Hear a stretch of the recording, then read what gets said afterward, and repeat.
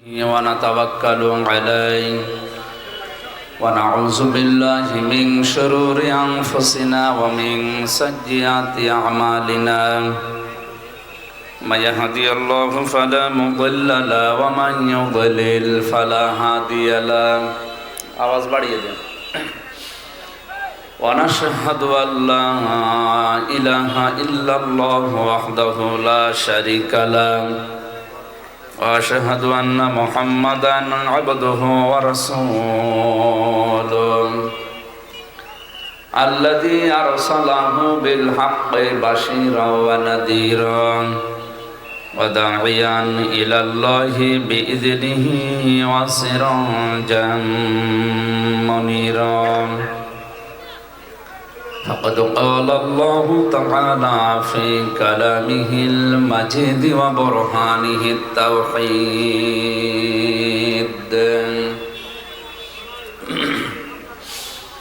জবান খুলে পড়েন আউযু বিল্লাহি মিনাশ শাইতানির রাজীম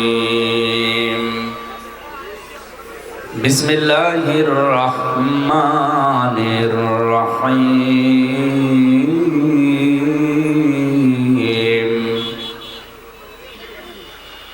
ওয়াত্তাকু ইয়াওমান তুরজাউনা ফীহি ইলাল্লাহ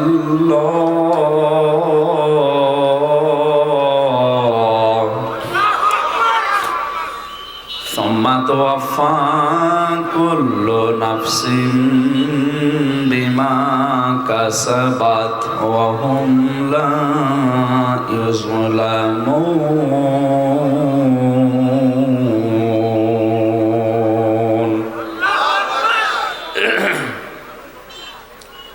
সুম্মা তুওয়াফা কুল্লু নাফসিন মা কাসাবাত ওয়া হুম লা ইউযলামুন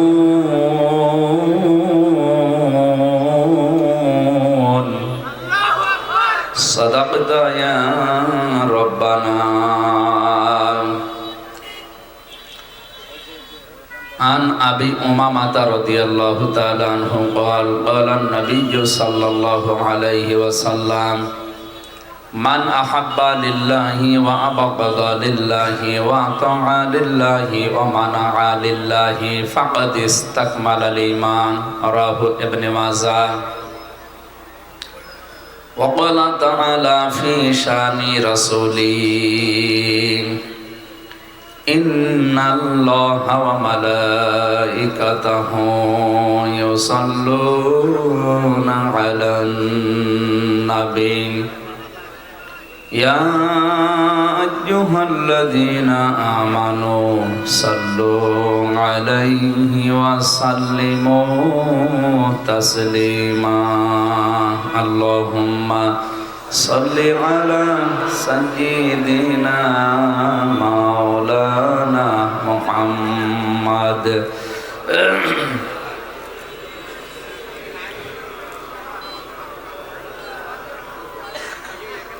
আলহামদুলিল্লাহ বাংলাদেশের ঐতিহ্যবাহী জেলা চট্টগ্রাম বাঁশখালী থানার অন্তর্গত পৈছড়ি প্রেমবাজার সংলগ্ন পশ্চিম পার্শ্বে সপ্তম বাৎসরিক ঐতিহাসিক তাফসিরুল কোরআন মাহফিলের স্বনামধন্য সভাপতি জনাব মাওলানা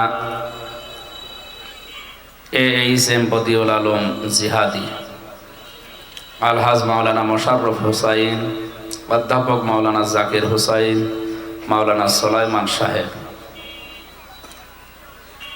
আলেমদের হায়াতে তাজ্জেবা সিহাতে কুল্লিয়া কামনা করছি সকলে বলেন আমিন তাফসীর পেশ করার জন্য এখানে যারা আসবেন বিশেষ করে চট্টগ্রাম আন্দরকিল্লা শাহী জামে মসজিদের সম্মানিত খতিব আওলাদে রাসূল সাজ্জেদ মাওলানা মোহাম্মদ আনোয়ার হোসেন তাহের জাবেরিয়াল মাদানী চট্টগ্রাম আল্লামা তারেক মানোয়ার আল্লামা কামরুল ইসলাম সাইদ আনসারি ডক্টর আফামা খালিদ মাওলানা মুফতি হাফিজুর রহমান জিহাদি অধ্যাপক মাওলানা বুরহানুদ্দিন মাওলানা মুহাদ্দিস জামাল উদ্দিন, মাওলানা হিফজুর রহমান।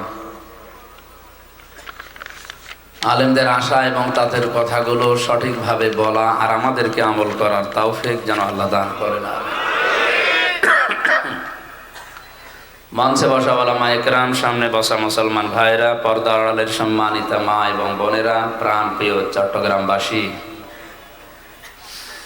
দল মত জাতি বর্ণ ধর্ম নির্বিশেষে কোরআনের অনুষ্ঠানে যারা এসেছি বলছি আলহামদুলিল্লাহ। হিন্দু ধর্মে 12 মাসে 13 পূজা হয়, আর আমাদের মুসলমানদের যে সমস্ত সংস্কৃতিগুলো আছে, আমাদের আনন্দের অনুষ্ঠান হয় বছরে মাত্র 2টা, ঈদুল আজহা, ঈদুল ফিতর। বাকি যে সমস্ত অনুষ্ঠানগুলো আছে আমরা সংস্কৃতি হিসাবে, ইসলামের ঐতিহ্য হিসাবে পালন করে থাকি। তার ভেতরে এই সমস্ত অনুষ্ঠানগুলো অন্যতম। এগুলো আছে এই জন্যে এখনো মানুষ দিন ইসলাম জানতে পারছে, শুনতে পারছে, বুঝতে পারছে, কেউ কেউ আমলও করতে পারছে। এগুলো যদি একেবারে বন্ধ হয়ে যায়, আস্তে আস্তে আল্লাহ রসুলকে মানুষ ভুলে যাবে, শেষ পর্যন্ত বেঈমান হয়ে মরা লাগবে। সুতরাং আয়োজনের সাথে যারা সম্পৃক্ত, বিশেষ করে যুব সমাজ, আল্লাহ রাব্বুল আলামিন যে মায়েদেরকে পেটে নিয়েছেন, মায়ের পেট যেন খাদিজাতুল কুবরার মতো বানিয়ে দেন। ইসলামে যত অনুষ্ঠান আছে সব আগে ত্যাগ করা লাগে, এরপরে ভোগ করা লাগে।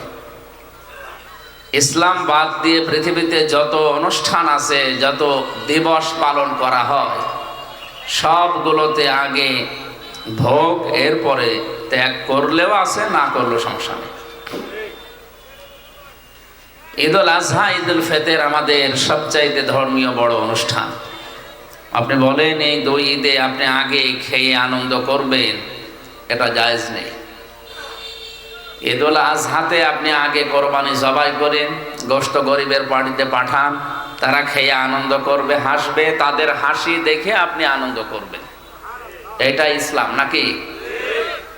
যদিও নিজের কোরবানি জবাই করে নিজের পরিবারস্থ লোক যদি বেশি থাকে, সব একা খাওয়াও জায়েজ আছে, অসুবিধা নেই। তারপরও ওটা সুন্নাত নিয়ম। কোরআনে সূরা হজের ভেতরে 3 ভাগ করার কথা আছে।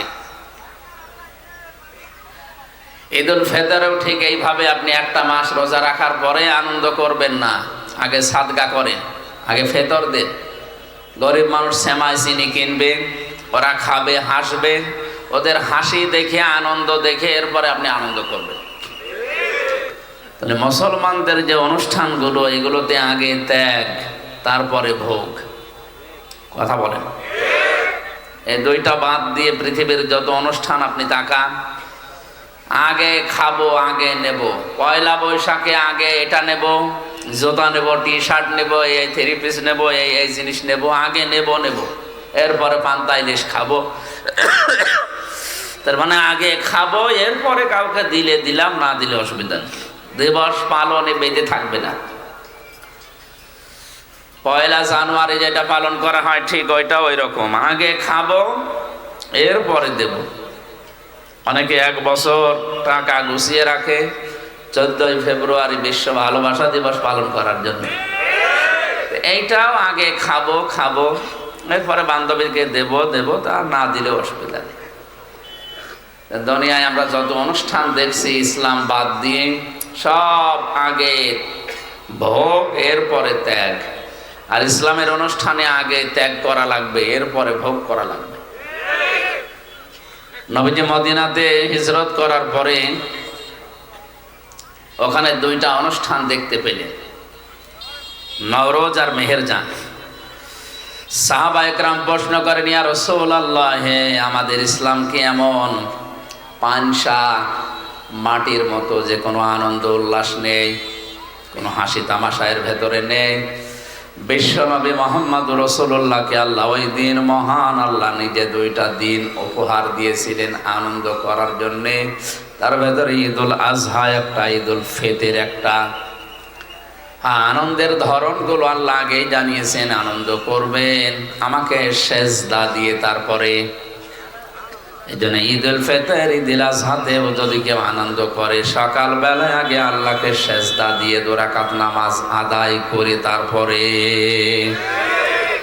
মুসলমানদের আনন্দ হবে নামাজ নিয়ে। কে নিয়ে?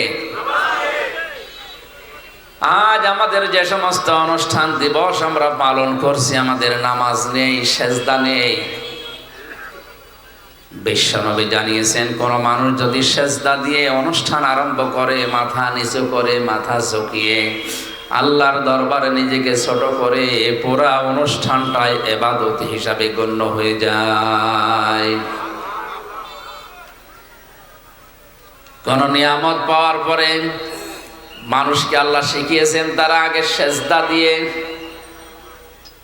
ছোট হয়ে, নম্র হয়ে, এরপরে শুকরিয়া আদায় করবে। ওয়ালাকাদ আতাইনা লুকমানাল হিকমাতা আনিশকুর লিল্লাহ ওয়া মান ইয়াশকুর ফাইন্নামা ইয়াশকুরু লিনাফসি ওয়া মান কাফারা ফাইন্নাল্লাহা হুয়াল গনিয়্যুল হামিদ। সূরা লোকমানের 12 নম্বর আয়াতে আল্লাহ পাক বলেন, আমি লোকমানকে জ্ঞান দিয়েছিলাম, হিকমত শিক্ষা দিয়েছিলাম। আমার জ্ঞান হিকমত পাওয়ার পরে লোকমান আমি আল্লাহর শুকরিয়া আদায় করেছে। তাহলে জ্ঞান যারা পাবে, নিয়ামত যারা পাবে, তাদের উচিত আল্লাহর শুকরিয়া আদায় করা।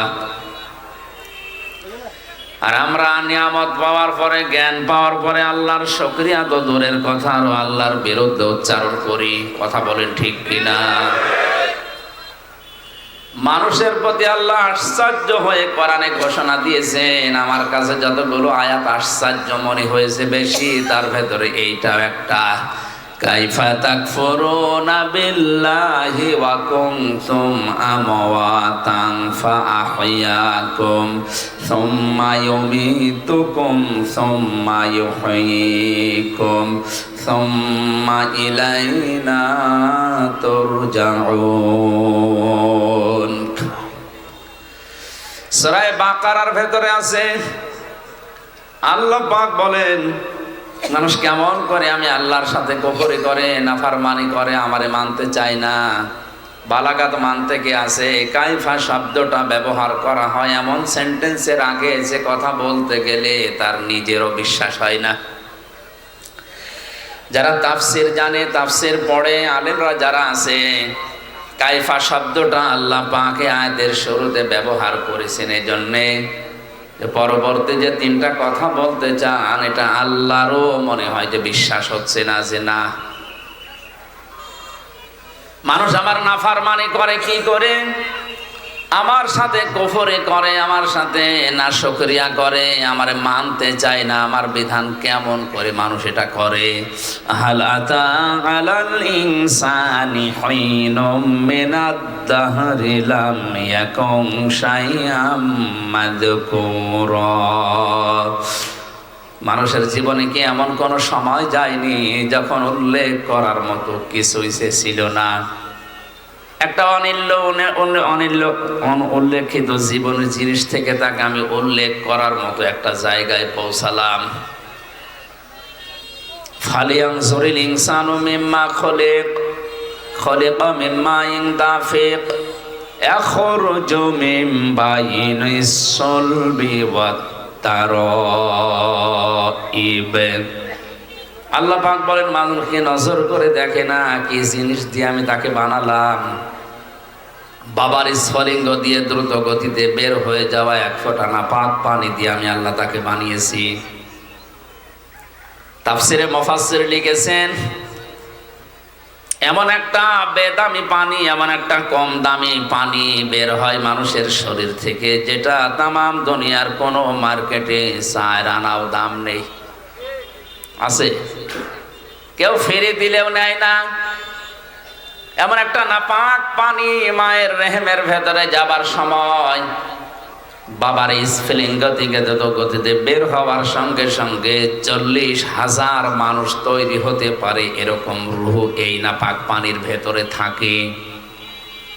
বিজ্ঞান প্রমাণ করছে এখান থেকে মায়ের জরায়ুতে ধাক্কা দিয়ে একেবারে ডিম্বাণু পর্যন্ত সেতে অনেকেই দেওয়ালের সাথে ধাক্কা খেয়ে পড়ে যায়, অনেকে পায়ের সাথে পা লেগে মনে করেন পড়ে যায়।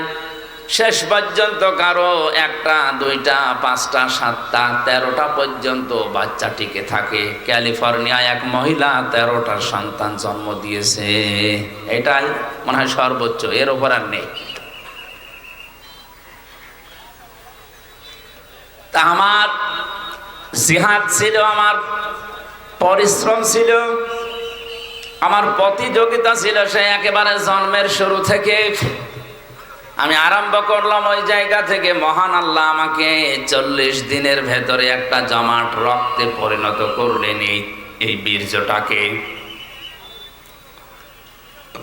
ثم خلقنا النطفة علقة فخلقنا العلقة مضغة فخلقنا المضغة عظاما فكسونا العظام لحما ثم أنشأناه خلقا آخر فتبارك الله أحسن الخالقين। আমি হাদিসটা বারবার বলেছি আলোচনাতে, আজকেও বলছি, কোরআনের কোনো আয়াত বোঝার জন্য যদি কেউ মন মানসিকতা নিবিষ্ট করে, ও যদি নাও বোঝে, শুধু চেষ্টা চালায় যে কি বলতে চায় আল্লাহ, তাও 500 রাকাত নফল নামাজের সওয়াব হবে। এই জন্য আরো অ্যাক্টিভ হওয়া লাগবে। চারিদিকে সব বন্ধ করে দেন, এদিকে ওদিকে তাকানো পর্যন্ত বন্ধ, গল্প করা তো দূরের কথা। 1 ঘন্টা এদিকে একটু খেয়াল করে সূরা বাকারার মাত্র একটা আয়াত আমরা পড়েছি, ওই আয়াতের তাফসীরুল কোরআন মাহফিলের হক আদায় করে চেষ্টা চালাবো। আল্লাহ যেন তৌফিক দেন, জোরে বলেন আমিন। 40 দিন 40 দিন 40 দিন এভাবে করে করে 6 মাস পর্যন্ত মানুষকে তৈরি আমার আল্লাহ করেন। এই জন্য 6 মাসের আগে কোনো বাচ্চা যদি দুনিয়ায় আসে, ওটা তার আপন বাবার না, ওটা অন্য বাবার। কথা বোঝেন আমার? 6 মাসের আগে কোনো সন্তান জন্ম নেবে না, 10 মাস 10 দিনের পরে আর যায় না, এই সময়ের ভেতরে তাকে দুনিয়ায় আসা লাগবে। কোরআনে কারীম জানিয়েছে কোনো বাবা সন্তানের দুধের দায়িত্ব নেওয়া লাগবে বাবাকে। মা যদি দুধ সন্তানকে 2 বছর পান না করায়, মায়ের গোনা হবে না, কারণ এই দায়িত্বটা, এই খরচটা যে করা লাগবে, এই শ্রমটা বাবার। ইউতিম্মার রদা, এটা মুযাক্কার শব্দ। আর মা যদি দয়া করে পান করিয়ে দেয়, টাকা পয়সাও নেয় এর জন্যে, এটা সে দয়া করলো। কথা আমি বোঝাতে পেরেছি? সন্তান হবার পরে দুধ পান করার দায়িত্ব কার? বাবার। কার? আমাদের দেশের মায়েরা মনে করেন এগুলো দয়া করে পান করিয়ে দেয়, টাকা পয়সা নেয় না, এটা বাবার প্রতি একটা ইহসান। আল ওয়ালিদাতু ইউরদিউনা আওলাদাহুন্না হাওলাইনি কামিলাইনি লিমান আরাদা ইউতিম্মার রাদা। সূরা বাকারা 2 নম্বর পারা 17 নম্বর পৃষ্ঠার 1ম নম্বর লাইনে 232-33 নম্বর আয়াতে আছে। আল্লাহ পাক বলেন, আমি আদেশ করেছি এই পৃথিবীর যারা দায়িত্বে আছে, বিশেষ করে বাবা, তারা যেন তাদের সন্তানদেরকে 2 মাস পর্যন্ত দুধ পান করায়। তার মাকে দিয়ে হোক, ধাত্রী মাকে দিয়ে হোক, যাকে দিয়ে করাক। মায়েরা যারা এসেছেন, আমি সহ যত মানুষ এখানে আমাদের স্ত্রীরা আছে, সন্তানদেরকে 2 বছর পর্যন্ত দুধ পান করিয়ে দিচ্ছে, এটা আমাদের প্রতি একটা ইহসান।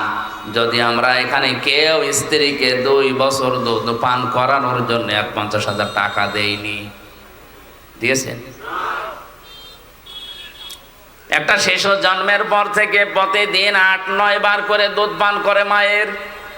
বিজ্ঞান প্রমাণ করছে প্রতিবার যদি 1 পোয়া করে হয়, তাহলে 8 থেকে 9 বারে প্রায় 2 কেজি করে একদিন 2 পাক পান মানুষ করে।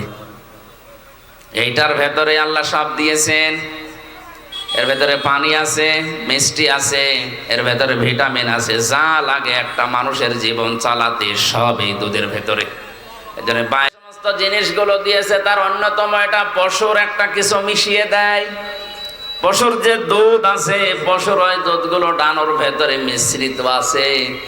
আমার কথা নয়, পত্রিকা থেকে বলছি। এই কারণে আমরা অধিকাংশ মানুষ দেখি ডানো খেয়ে খেয়ে যারা বড় হয় চরিত্রগুলো পরবর্তীতে পশুর মতো হয়ে যায়। এটা বন্ধ করা দরকার। মায়েরা আপনারা একটা অনুগ্রহ স্বামীদের উপরে করছেন, এটা করেন। সন্তানকে দুধ পান করানো এটা যদিও বাবার খরচে, আপনারও দায়িত্ব আছে।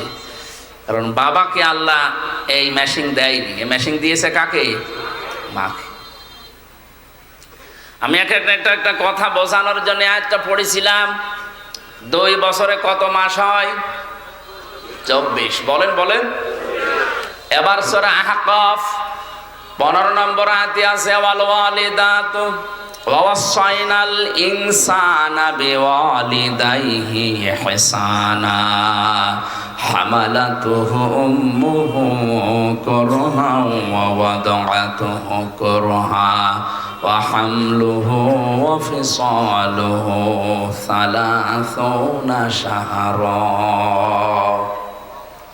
আমি দুনিয়ার যত মানুষ আছে এখানে শুধু মুসলমান না, পৃথিবীর 750 কোটি এখন মানুষ, সবাইকে আল্লাহ নির্দেশ দিচ্ছে তোমরা তোমাদের মা বাবার সাথে ভালো আচরণ করো। এটা ফরজ, নামাজ এবং রোজার মতো। মা বাবার সাথে ভালো আচরণ করা নফল না ফরজ? কেমন ফরজ? নামাজ পড়লা যেমন ফরজ, মায়ের সাথে বাবার সাথে হাসি মুখে কথা বলা ফরজ। কথা বলেন। কোরআনে কারিমে আল্লাহ পাক জানিয়েছেন ইম্মা ইয়াবলুগান্না ইনদাকাল কিবারা আহাদুহুমা আও কিলাহুমা ফালা তাকুল লাহুমা উফফিন ওয়ালা তানহারহুমা ওয়া কুল লাহুমা কাওলান কারীমা। আমাদের মা বাবা একজন অথবা 2 জন যদি বার্ধক্য অবস্থায় পৌঁছে যায়, মাথায় ঝাঁকি দিয়ে বেয়াদবিমূলক কোনো কথা তাদের সামনে বলবা না। তুমি যদি আল্লাহ এবং কিয়ামতে বিশ্বাস করে থাকো, যদি নামাজ পড়ো আল্লাহর জন্যে, মায়ের সাথে বাবার সাথে ভালো আচরণ করা লাগবে ওই আল্লাহর জন্যে। নামাজ পড়ে রোজা রাখে কিন্তু মা বাবার সাথে আচরণ খারাপ, এ লোকটা জান্নাতে যেতে পারবে না। আরাফ নামক একটা দেওয়াল আছে, ওই দেওয়ালের উপরে বসে থাকবে। নবীজি হাদিসটা যখন বলছিলেন কিয়ামতে আরাফ নামক একটা প্রাচীর থাকবে, ওর উপরে কিছু মানুষকে আল্লাহ দাঁড় করাবে। ওরা জান্নাতেও যাবে না, জাহান্নামেও পড়বে না। সাহাবীরা বলেন হুজুর এরা জাহান্নামেও যাচ্ছে না, জান্নাতেও যাচ্ছে না, কাজ কি?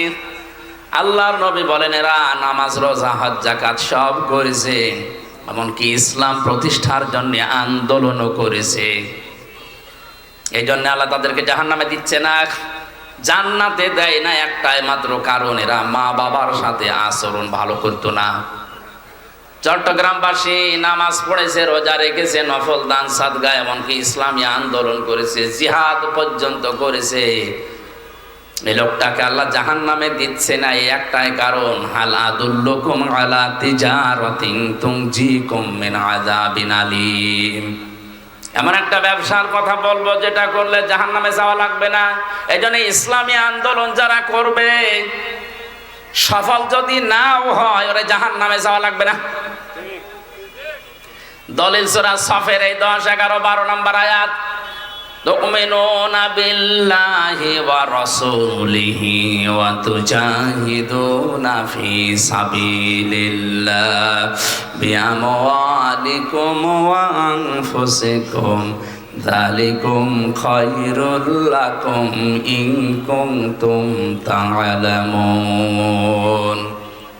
আল্লাহ রাব্বুল আলামিন বলেন যারা আল্লাহ রাসূলকে বিশ্বাস করার পরে দাবি অনুযায়ী ভালো ভালো কাজের আঞ্জাম দেবে, এখানে ভালো কাজ বলতে জালিকুম খায়রুল লাকুমের ব্যাখ্যায় আছে এর আগের শব্দটা সবচাইতে ভালো কাজ, সেটা হচ্ছে তুজাহিদুনা ফি সাবিলিল্লাহি বিআমওয়ালিকুম ওয়া আনফুসিকুম। জান আর মাল দিয়ে আল্লাহর দ্বীনকে জমিনা প্রতিষ্ঠা করার জন্য যারা আন্দোলন করবে, চেষ্টা চালাবে, এইটাই আল্লাহর কাছে সবচাইতে ভালো কাজ। এদেরকে আল্লাহ জাহান্নামে দেবে না। আমি আবার ফতোয়া দিলাম, ইসলামী আন্দোলন দুনিয়াতে যারা করবে, ইসলাম প্রতিষ্ঠার জন্য যারা কাজ করবে, এদের অন্য পাপের জন্য যদি আল্লাহ শাস্তিও দিতে চান, জাহান্নামে দেবেন না, ওই প্রাচীরে রাখবেন, আরাফ নামক ওই প্রাচীরে দাঁড় করিয়ে রাখবেন। এদের জাহান্নাম এদের জন্য হারাম, জাহান্নামে দেবে না। আমি আবার রিপিট করছি, ইসলাম প্রতিষ্ঠার জন্য পৃথিবীতে যারা আন্দোলন করবে, সংগ্রাম করবে জান আর মাল দিয়ে, এদেরকে আল্লাহ দেবে না। কোন জায়গায়? আরো জোরে বলেন। সুতরাং আর যাই করি, এই পথ ইসলামী আন্দোলনের যেটা, এটা ছাড়া যাবে না। কারা রাজি আছেন দেখি? লিল্লাহি তাকবীর।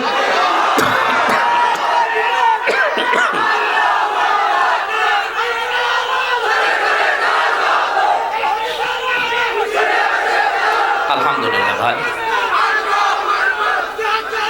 আলহামদুলিল্লাহ। আমি আপনাকে বাঁচাতে চাই।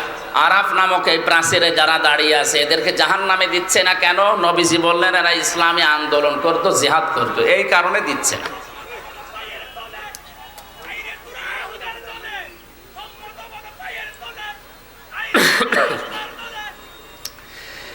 দ্বিতীয় নম্বরে এদেরকে জান্নাতে দিচ্ছে না আল্লাহ কেন?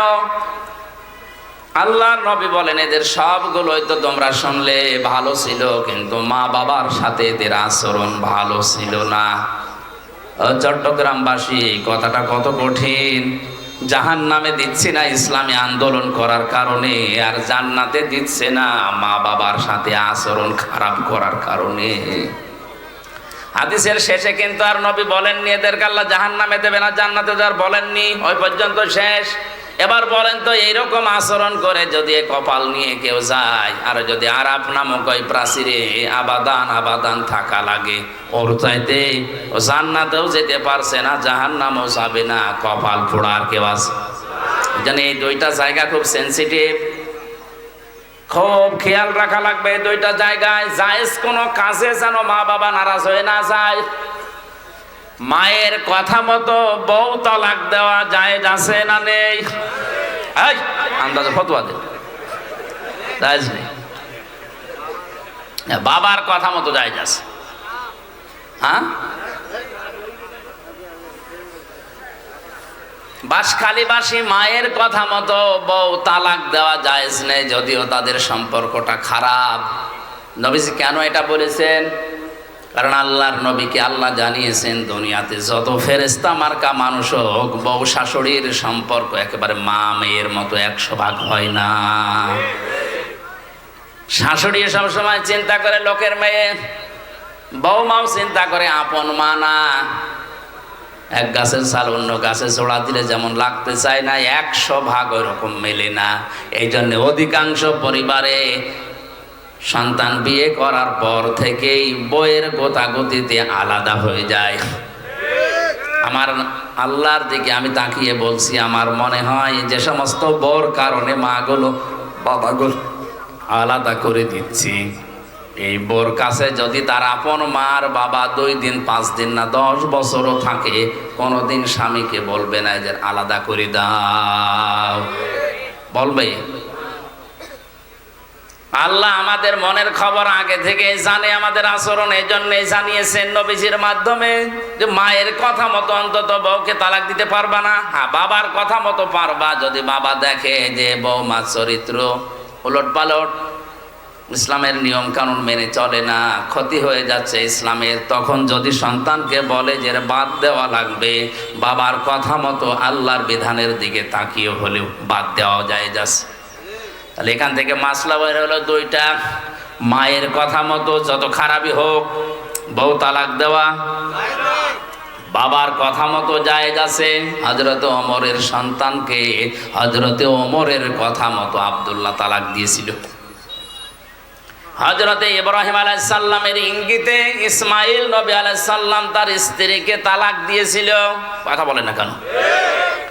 আমি কথা বলছিলাম মা বাবার সাথে আচরণ খারাপ করা ভালো করার বিষয়ে বলতে বলতে আল্লাহ শেষ পর্যন্ত এমনও জানালেন, কথা যদি বলতে চাও উঁচু গলায় মাথা উঁচু করে কর্কশ ভাষায় তো বলবাই না, কথা বলতে চাইলে মাথা নিচু করে প্রেসিডেন্টের সামনে প্রধানমন্ত্রীর সামনে দাঁড়িয়ে যেভাবে নরম সরে বলো, ঠিক ওই কায়দায় বলো।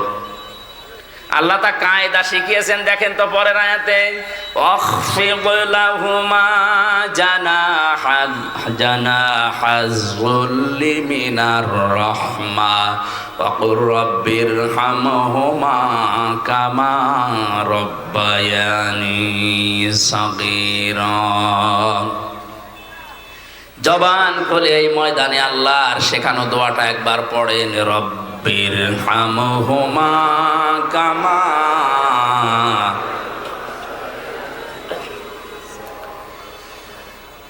অখফিদ আলেমদেরকে বলছে এবার আল্লাহ বলেন খফজুন শব্দের শাব্দিক অর্থ কিন্তু ডাউন করা, শুধু ডাউন না, খফজুন মানে ডাউন করার পরে ফল করে দেওয়া।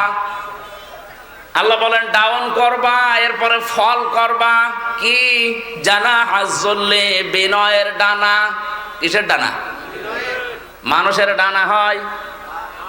হ্যাঁ, না না, ডানা হয় না। মানুষের তো হাত, মানুষের ডানা নেই। আল্লাহ ডানা ধার করে এনে এই জায়গায় লাগিয়েছেন। বালাগাত মান থেকে একটা চ্যাপ্টার আছে, আল্লাহ কেন ডানা ধার করে নিয়ে এসে আমাদেরকে দিলেন। আমাদের তো বাহু আছে, বাহু বল, আমাদের হাত আছে। ইয়াদুন শব্দটার মানে হাত, আল্লাহ ইয়াদুন মনে হয় জানে না। আল্লাহ জানা এখন দিয়েছেন। ডানা শব্দ এই জন্যে দিলেন কারণ ডানার ভেতরে পর থাকে, এটা মোলায়েম, সফট, নরম, কোমল, এটা আরামদায়ক। আর হাতের ভেতরে আছে হাড়, এটা এত শক্ত, যদি মোট করে কেউ পিঠের ওপরে লাগায় বলবে কি লাগালা, ওই 65 না 100। এর ভেতরে যেহেতু নরম কিছু নেই, আপনার আচরণ যেন সফট হয়, কোমল হয়, আল্লাহ এটা বোঝাতে পাখির ডানা ধার করে আমাদেরকে শুধু দেননি। আল্লাহ বলেন খফজন করবে তোর এই ডানা, একেবারে ডাউন করার পরে শুধু ছাট করে রাখবে না, হেলিকপ্টারের ডানার মতো, এরোপ্লেনের ডানার মতো এরকম সোজা করে রাখলে হবে না। জানাহাজ যুল্লি মিনার রাহমা, আল্লাহ হেলিকপ্টার এরোপ্লেনের কাছ থেকে ডানা নেননি, নিয়েছেন পাখির কাছ থেকে। ওদের কাছ থেকে নিলে আল্লাহ সমস্যা কি ছিল? সমস্যা ছিল এরোপ্লেনের ডানা ডাউন হয়, ফল হয় না, ফল হলে উড়বে না। আর পাখির ডানা ডাউন করার পরে ফল করলে উড়ে যেতে পারে। আর এর ডানার ভেতরে এমন নরম নরম পর আছে, পাখা আছে, এত সফট, এটা কোমল, এটা এত আরামদায়ক। সিল যখন সো মারে, মা পাখিটা আস্তে করে নিজের ডানাটা বিছিয়ে দিয়ে ফল করে দেয়। বাচ্চারা ওর নিচে একটা কিচির মিচির আওয়াজ করে, এটা অনির্বচন সুখ অনুভব করে। আল্লাহ দুনিয়ার মানুষকে উদাহরণটা দিয়ে বোঝাতে চেয়েছেন, পৃথিবীর মানুষেরা তোমার মা বাবা শেষ বয়সে এসে যখন তোমার আন্ডারে আসবে, তোমার এই ডানার নিচে থাকার পরে যেন মনে করে যে আমার হামজা থাকতে আমার আর অসুবিধা নেই। হ্যাঁ, কথা বলেন না কেন? এরকম মনে করতে পারছে? বলেন বলেন না,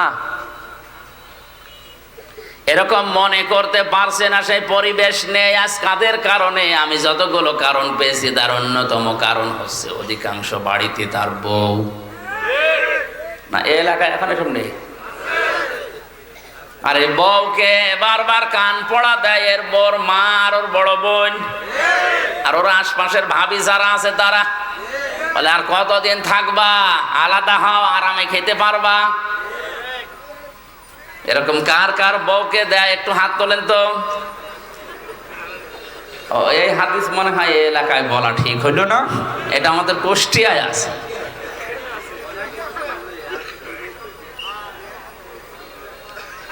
সম্মানিতা মা বোনেরা, কোন প্যান্ডেলে আছেন আমি জানি না, একটা স্বামীও হাত তোলেনি। আপনাদের চরিত্র কত ভালো, এরা হাত না তোলার পেছনে কারণ আছে দুইটা। এক নম্বরে যদি কেউ হাত তোলে, ক্যামেরা হচ্ছে, ও বাড়ি গিয়ে ইউটিউবে দেবে আমার লোক হাত তুলেছে, আপনার হাতই বন্ধ করে দেবে। দ্বিতীয় নাম্বারটা আমি বললাম না। দেখেন, জানা হাজ্জুল মিনার রহমা দেওয়ার পরে আল্লাহ রাব্বুল আলামিন এই দোয়াটা মানুষকে শিখিয়েছেন যে এই দোয়া করো, রব্বির হামহুমা কামা রব্বায়ানি সগীরা।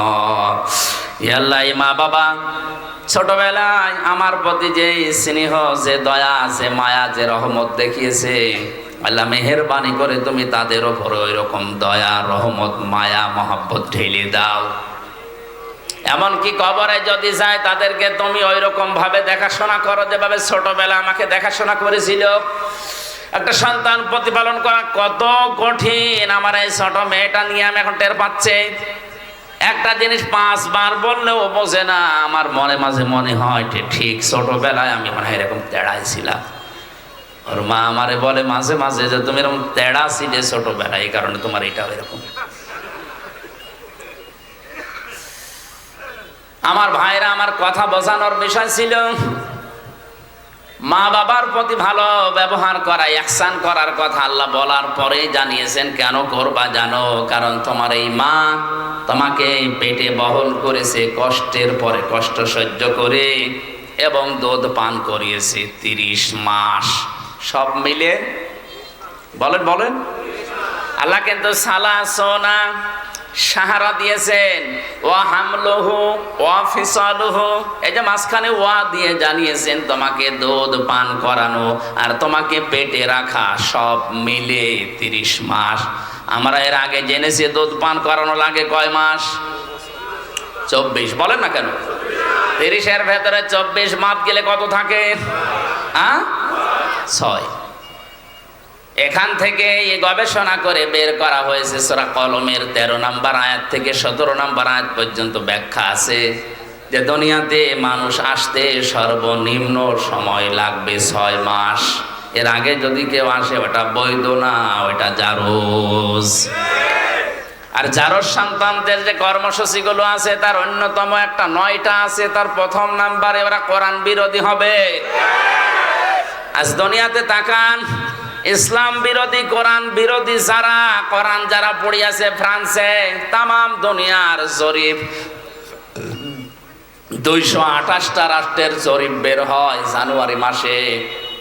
আপনি জরিপ পড়ে দেখবেন তাম দুনিয়ায় সবচাইতে বেশি জারজ সন্তান তৈরি হয় ফ্রান্সে। ওরা কোরআনকে গালি দেয়, রসুলকে গালি দেয়, কোরআন পড়িয়ে ফেলে, পা দিয়ে লাথি মারে, এমনি না, কারণ ওগুলোর জন্মে ভেজাল আছে। কারণ জারজ সন্তানদের প্রথম কর্মসূচি ওরা কোরআন বিরোধী, ওরা রাসূল বিরোধী। এটা প্রমাণ করেছেন নবীজি নিজের জীবনে একজনের মাধ্যমে। ওয়ালিদ ইবনে মুগিরা নামে এই লোকটা রসুলের দাওয়াতে, রসুলের কোরআন তেলাওয়াতে, কোরআন যেখানে বোঝাতো এই লোকটা যে বাধা দিত, আল্লাহর নবী একবার রাগ করে শেষ পর্যন্ত বলেই ফেলেছিলেন যে তুমি জারজ সন্তান। মানুষকে জন্ম নিয়ে কথা বললে এমনিতে রাগ হয়ে যায়। বাড়িতে গিয়ে ডাক দিয়ে বলে, মা মোহাম্মদ আমার এই গালি দিয়েছে, সত্যি করে বলো আমার বাবাকে। মা বলছে তোর বাবা? তোর বাবা? না, ও বাবা আমি মানি না, আমার আসল বাবাকে। জোড়াজুড়ি করার শেষ পর্যায়ে মা ডাক দিয়ে বলে, বাবা এ কথা তোরে কে বারবার জিজ্ঞাসা করতে বলে? বলে মোহাম্মদ আমারে গালি দিয়েছেন, আমি কি জারজ সন্তান?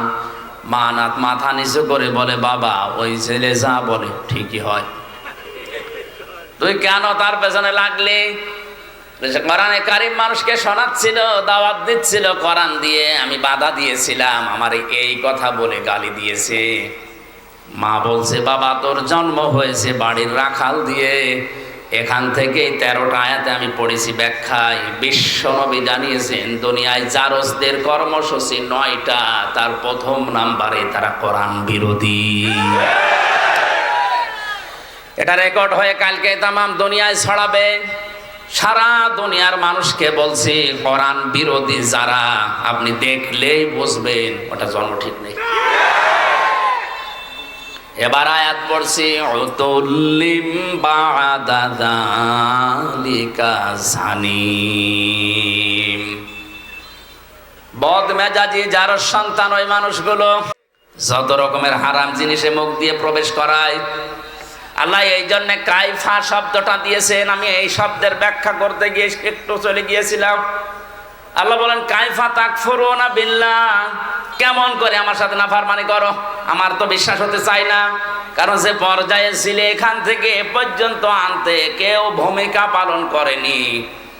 তোমার মা বাবার দায়িত্ব ছিল শুধু বিছানায় থাকা, বাকি যা করার করেছে কি?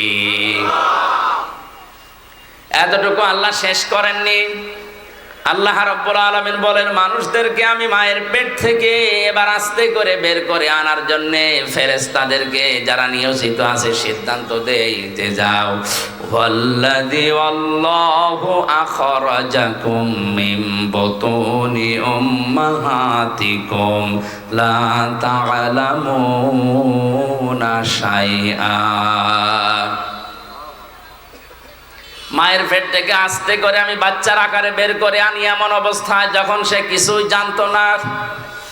ওয়াজআলা লাকুমুস সামআ ওয়াল আবসারা ওয়াল আফইদা লাআল্লাকুম তাশকুরুন।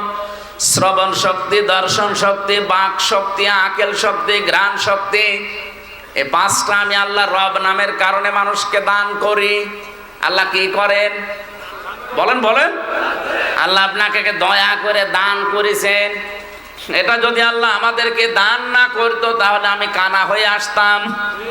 বলেন না কেন?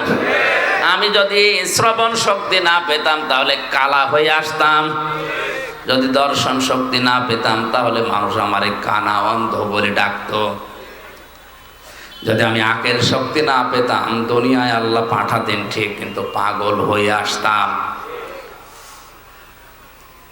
এখরুজু মিন বাইনিস সুলবি ওয়াত তারাইব এই শব্দের ব্যাখ্যায় ডক্টর মরিস বোকাইলি আমি অনেকগুলো তাফসিরে পেয়েছি, কিন্তু এই জায়গায় যে উনি বিজ্ঞান, সায়েন্স এবং বাইবেল নিয়ে একটা বই লিখেছিলেন, ওখানে আয়াতের ব্যাখ্যা করতে গিয়ে সুন্দর একটা তথ্য দিয়েছেন। লিখেছেন মায়ের নাপাক পানির ভেতরে বাবার নাপাক পানি প্রবেশ করে আমার আল্লাহ 8টা জিনিস বানান। চুল, রগ, হাড় আর পর্দা, রক্ত, গোশত, চর্বি আর চামড়া। মায়ের ওই নাপাক জিনিস, বাবার ওই নাপাক জিনিস দিয়ে 8টা জিনিস হয়। বিজ্ঞান এখন জানিয়েছে মানুষ তৈরি করার জন্য কমপক্ষে 13টা উপাদান লাগবে। কয়টা? মার বাবা দিয়েছিল 8টা, ওইটাও আল্লাহ বানিয়েছে। আর আল্লাহ নিজের পক্ষ থেকে মানুষের ভেতরে আরো 5টা জিনিস স্পেশাল ভাবে দেয়। এটা কিছুক্ষণ আগে যেটা সূরা নাহলের 78 নম্বর আয়াতের শেষের দিকের অংশ দিয়ে বললাম, ওয়াজআলা লাকুমুস সামআ ওয়াল আবসারা ওয়াল আফইদা। এখানে 3টা আছে, আর সূরা নূরের ভেতরে আছে 2টা।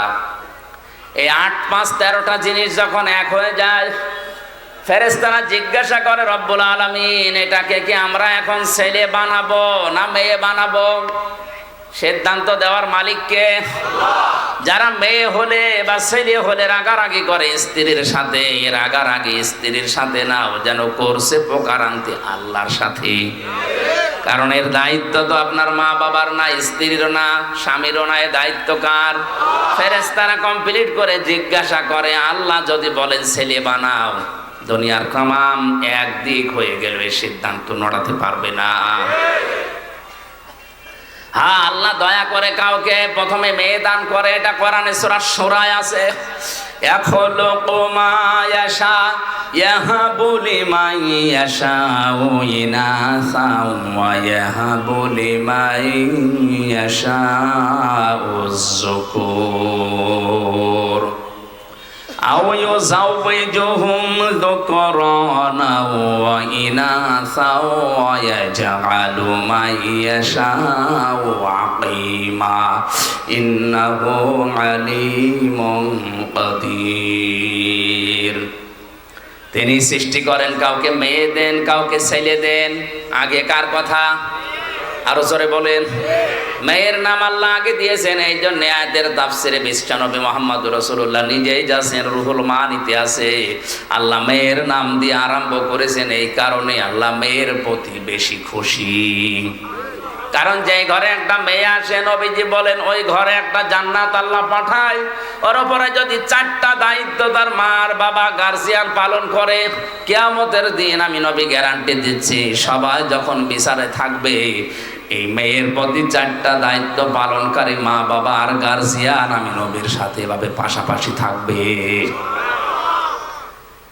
মা বাবা আর গার্জিয়ান যারা আছেন, 4টা কাজের প্রথম নাম্বারে তার সুন্দর নাম রাখা।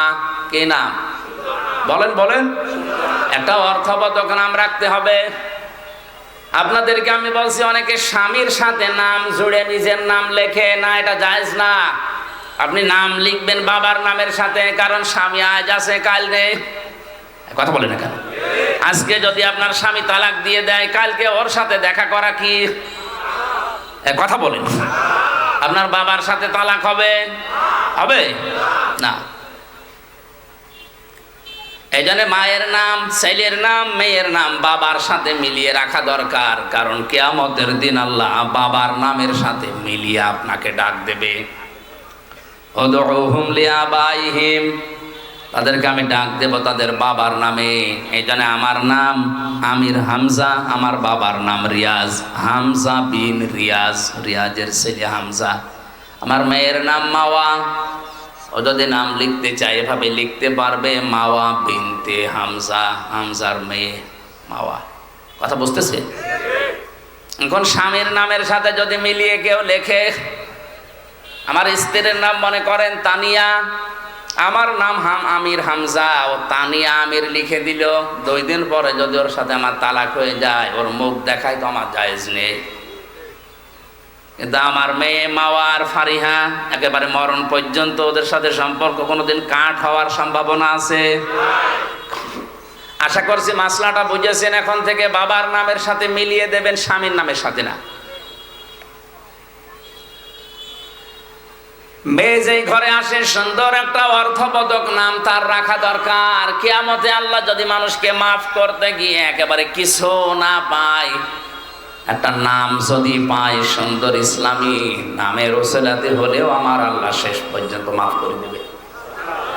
একটা হাদিসে পড়েছিলাম, কিয়ামতে আল্লাহ বিচারের ময়দানে ডাক দেবেন মরিয়ম, হাজার হাজার মরিয়ম দাঁড়িয়ে যাবে। রব্বুল আলামিন বলেন, আমি তো এত মরিয়ম চাইনি, আমি চেয়েছি ঈসা নবীর মা মরিয়মকে।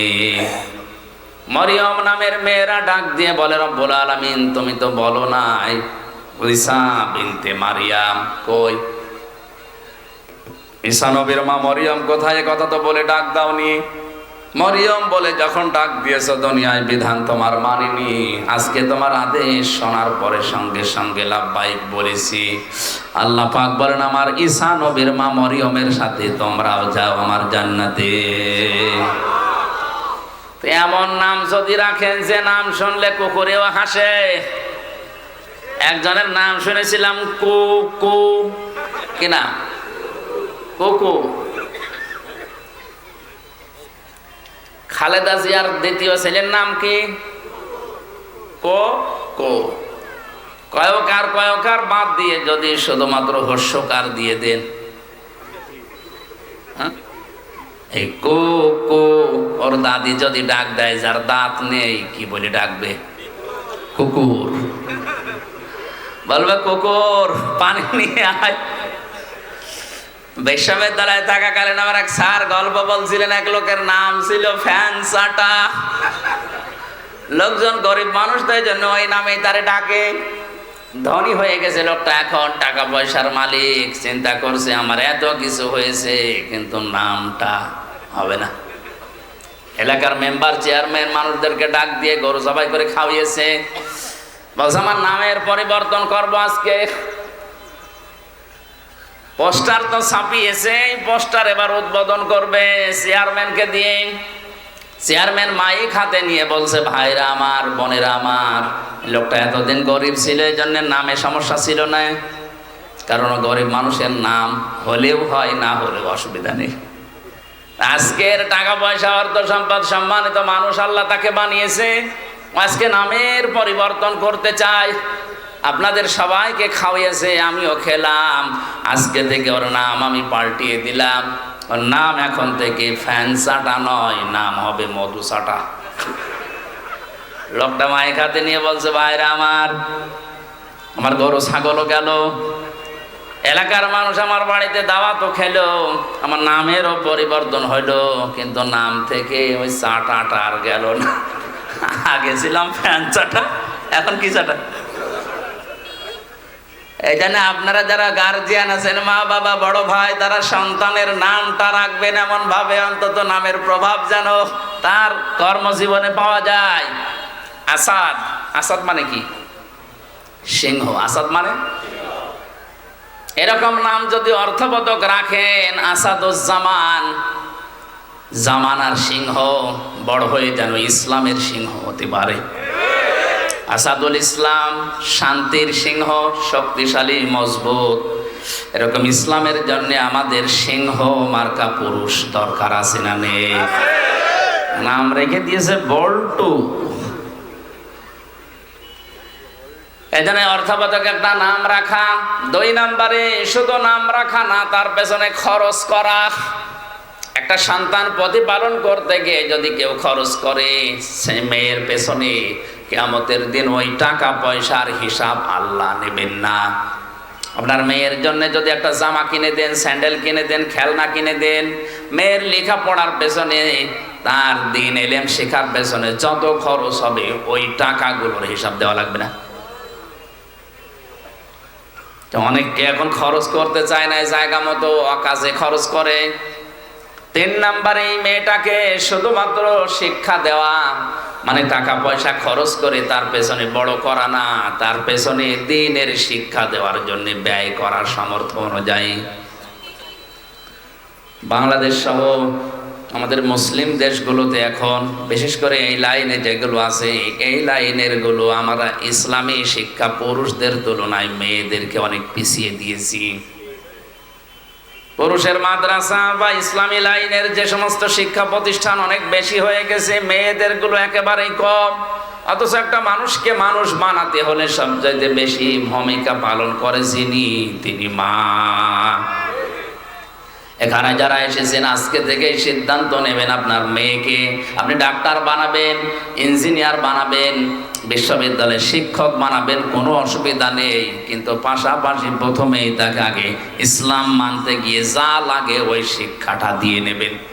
আর এই শিক্ষাটা যেখানে পাওয়া যায় এরকম জায়গায় আপনি যাবেন, এটা তো পাওয়া যাবে।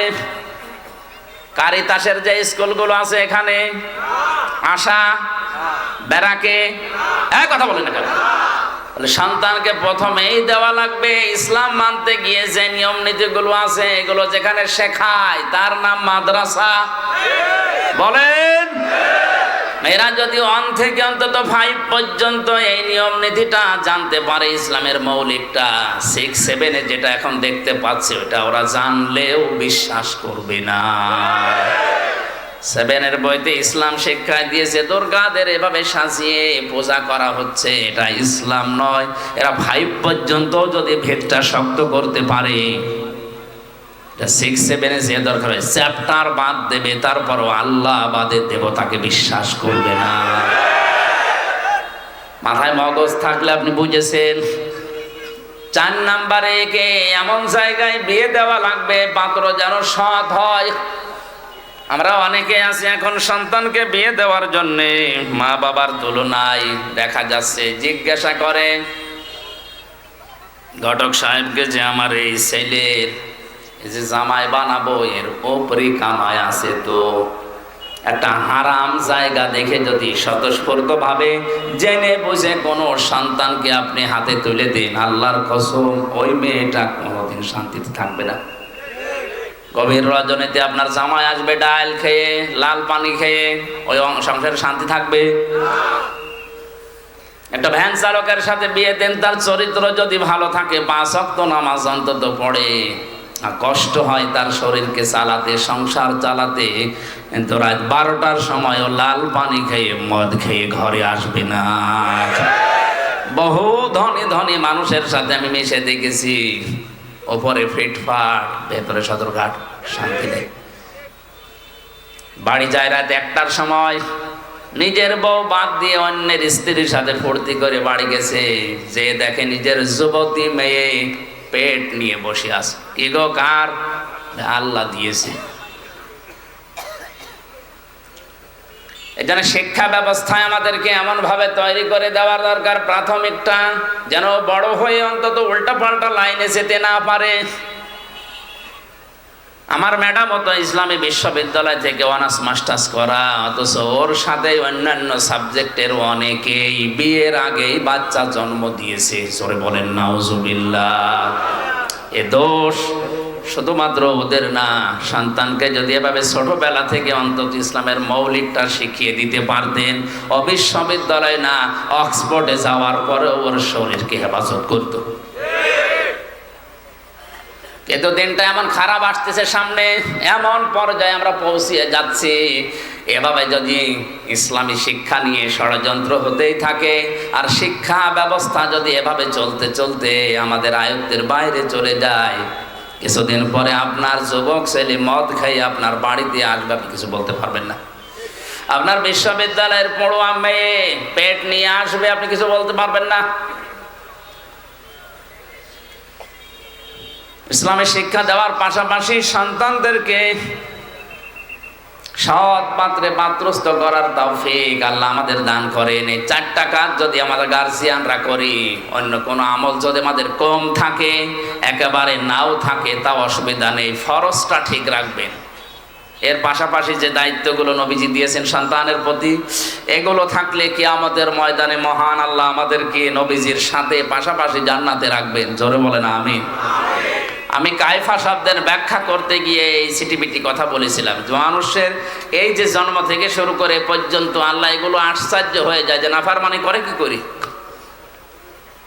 এরপরে তোমাদেরকে আমি জীবন দিয়েছি, এরপরে মরণ দেব, আমার কাছে আবার ফিরে আসা লাগবে।